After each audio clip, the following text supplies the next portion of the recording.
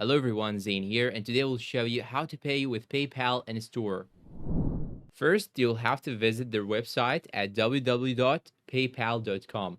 Log into your account by filling in your details, scroll down and click on the In-Store tab, and multiple stores that accept payments via PayPal will pop up on the screen. Select the store that you are in, and code will appear on your screen. Type the code in the machine provided at the store, and your PayPal balance will be deducted for the purchase. For assistance or inquiries, you can reach PayPal support team via phone at 888-22-11161. The phone number is in this description. This phone number is the first way that you can actually use to access their support team, or you can simply mail them on the internet. And there are multiple stores that you can actually use PayPal to pay with, like online stores, Amazon, G2G, multiple clothes stores, and so on. And that's all for today's video. If you find it helpful, please don't forget to support us with like, subscribe, comment, share. Thank you for watching, and goodbye.